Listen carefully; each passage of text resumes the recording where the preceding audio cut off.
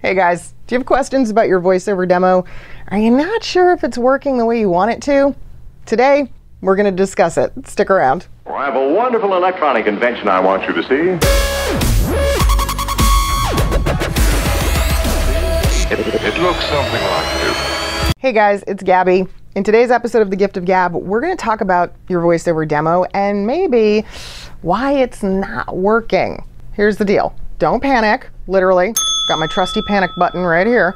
Don't panic. Instead of hitting the panic button, I want you to hit the like or subscribe button if you like the stuff that I'm putting out. Yes! There are a handful of reasons why your demo might not be working the way you want it to. Number one, did you make it yourself? Unfortunately, that is usually a big factor in whether or not a demo is going to get the kind of traction that you're hoping for.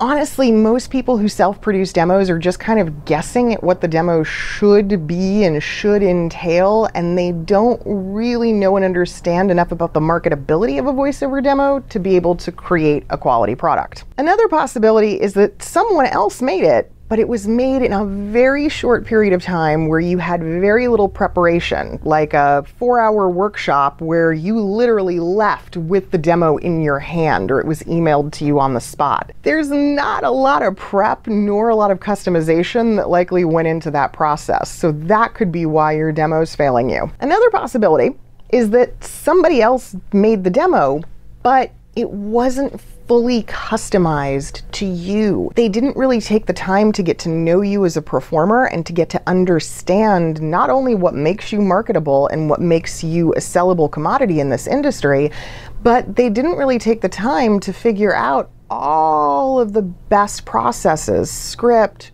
production, elements that are gonna highlight your skills and the things that are gonna get you booked. Another possibility is that your performances are kind of one-dimensional. Maybe everything else about the demo was created well, but if your performances are all 1D as opposed to 2D or 3D, you're gonna have a really hard time getting booked. And that's usually an indicator that you need a bit more training and you need some coaching. Typically, a one-dimensional actor is gonna be somebody who really just sort of sounds like they're reading from the piece of paper or really adhering to the script as opposed to the words being their own.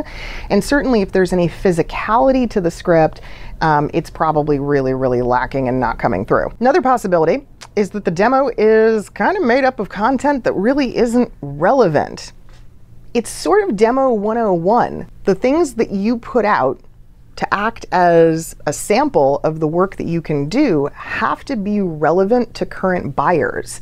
And it has to be the sort of thing that people who are casting for voice talent actually are seeking in that moment.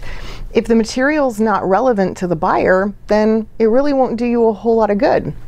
I'll give you a great example on this. A lot of you know I'm a radio imaging actor and I've done radio imaging work for many years. Well, years and years ago when I was just getting started in this, because I didn't know any better, I sent my radio imaging demo to commercial buyers, to advertising agencies. Well, of course it didn't get me anywhere. Wrong demo, wrong audience. And lastly, make sure your demo isn't dated.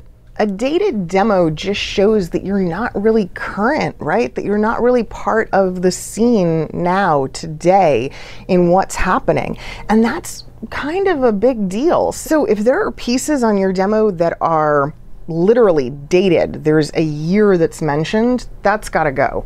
If your demo has old content, companies that are out of business, stores that no longer exist, same thing. It just kind of tells somebody that you're not really part of the game in today's day and age. And remember, like I said before, don't panic.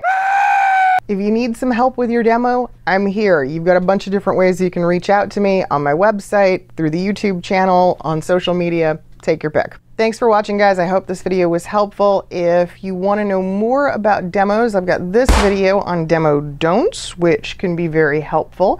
And of course, if you're still relatively new and kind of researching the process of what your demo should and shouldn't have, then I invite you to check out my More VO, Less BS video that teaches you all the basics of how to get into voiceover and make a career out of this. Thanks so much.